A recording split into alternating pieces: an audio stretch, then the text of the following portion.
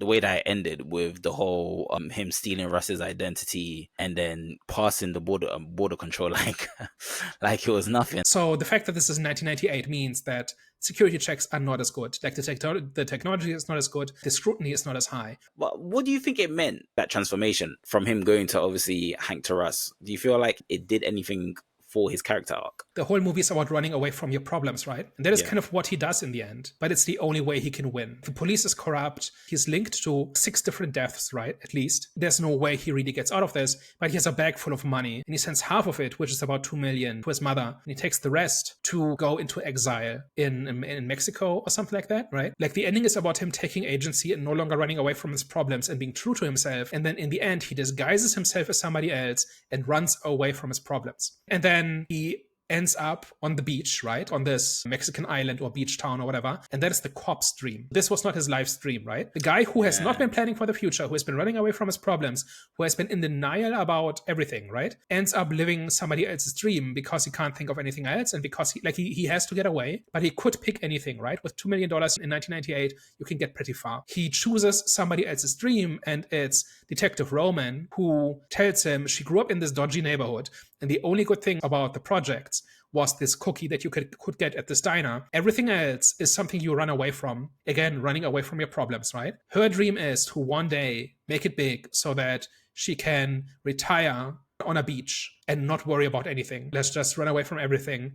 And the only thing she will miss is the cookie. Hank does exactly that at the end. I'm not sure what it says exactly, but it definitely rhymes, right? This whole thing about he's running away because he has learned to no longer run away, and he is true to himself, but he does it under a false name and all of that, right? So there's like several different layers of irony here.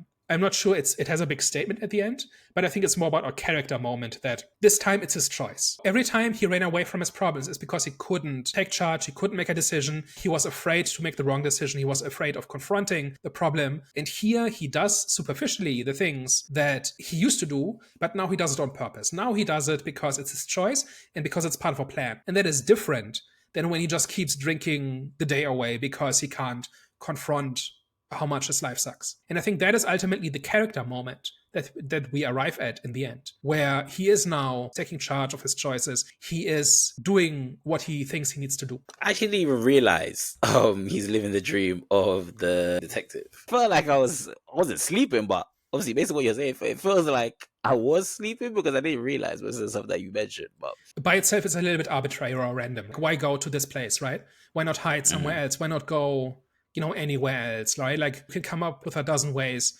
of hiding somewhere in the US where nobody will find you, right? In a trailer park, like in the desert or something, right? Where nobody will ever find you. But no, he does this, right? It's actually more dangerous, right? Because he has to go through like a passport control, right? So it's not actually the easy way out. This is the dangerous version. But it's the only thing that actually solves his problem because now he's out of reach of all the people, including the police, right? Who are after him.